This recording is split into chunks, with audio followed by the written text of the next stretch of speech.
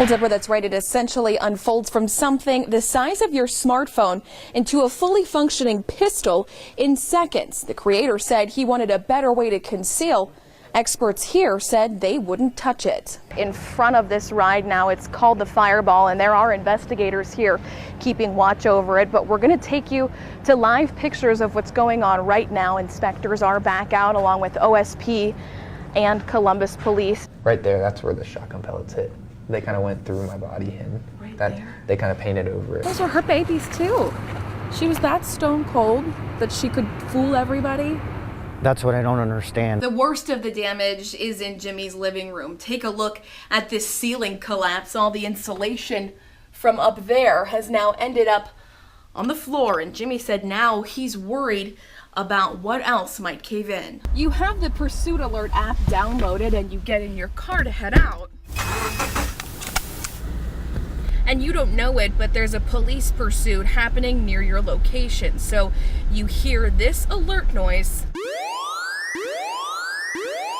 And Kelly, what's being done to stop this sort of thing from happening? Adam, there is nothing to stop a straw buyer from lying on this federal form that's required to buy and own a gun. But we talked to a shop owner who goes above and beyond this piece of paper to make sure the person getting the background check for the gun is the actual person using it. Law enforcement reeling over Saturday's shooting of 2 Westerville police officers and firearms groups.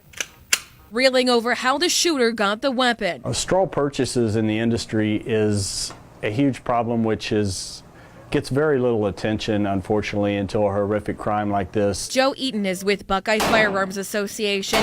They advocate for Second Amendment rights, but admit even some legal gun purchases are flawed. I don't think that his friend was an unknowing participant in this crime. It becomes a crime if you knowingly purchase a firearm for someone who can't possess it, and you're knowingly purchasing it for them to specifically get around the background checks. It's very hard to determine without having a lengthy conversation of what this person is buying it for, or are they buying it legally. That's why at the Miami Armory, owner David Becker takes the background check up a notch.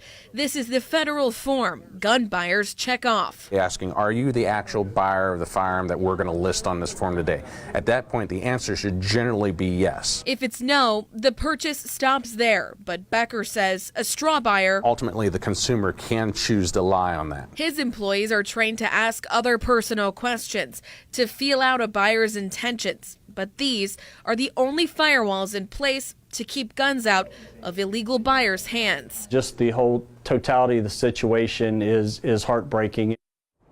We also found out straw buying crimes aren't something that's tracked, so we can't tell you how many have happened locally or statewide. The Miami Armory owner said he only finds out when he's subpoenaed for this form because one's been used in a crime. Adam? To see him 1 year later, you'd never know Logan Cole survived a nightmare. This is my English textbook. It's definitely the most hefty. His senior year walking the same halls where he was shot 1 year ago. I went into the bathroom to see how my hair looked, and that's when I saw Eli standing there with the shotgun, and he shot me in the chest and in the back, and then I fell to the ground. I have a good amount of practice kind of recounting the events. It's been a year of highs and lows. Surviving the shooting, he's able to walk and talk, get back to school and soccer. He met the vice president. And despite his time in the hospital, he'll graduate on time. Out of all that, the high point. Just the response of the community and how amazing everybody's been to my family, to me, to the school, and just how the kindness that's been shown toward us. But 1 year later, it's still hard. Accused shooter Eli Cerna still awaiting trial. Sometimes I kind of get angry over it, and I have to kind of give it back to God and forgive him again. But like one thing I've definitely learned is that forgiveness doesn't mean like you forget about something. And then there's this, the bathroom where he was shot. Logan's been avoiding it. When was the last time you were there? A couple weeks out of the hospital. 1 year of building up bravery. Logan takes us back inside. Right there, that's where the shotgun pellets hit. They kind of went through my body, and they kind of painted over it. Emotions don't work logically. I mean, I still get worried if something were to happen again, and even though I know it doesn't make much logical sense. But if there's one thing he knows about the last year, definitely looking forward to moving forward, I'd say. And although I don't know, I definitely don't want to forget all of this that happened because it's part of my life. Adam, the administrators here supported the students' walkout today. They came out here to their flagpole to lay these flowers and stuffed animals and balloons. They told us this is not about the politics, it's about the victims' people.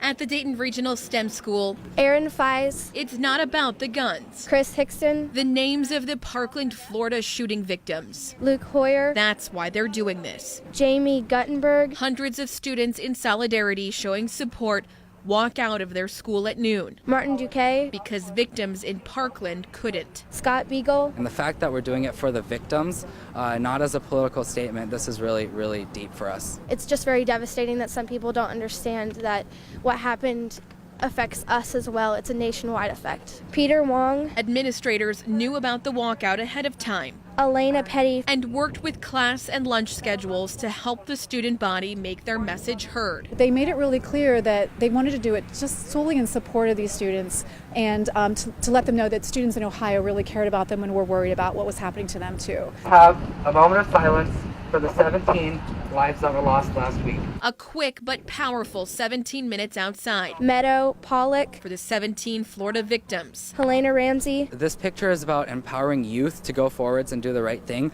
We're going to push to have our school talk about it more and have people to talk to if students do feel unsafe at school. School administrators said they've been having small group talks with students since the Parkland shooting about what will help them feel safer inside this building, as well as looking at some physical changes inside. No one today facing any disciplinary action for their walkout.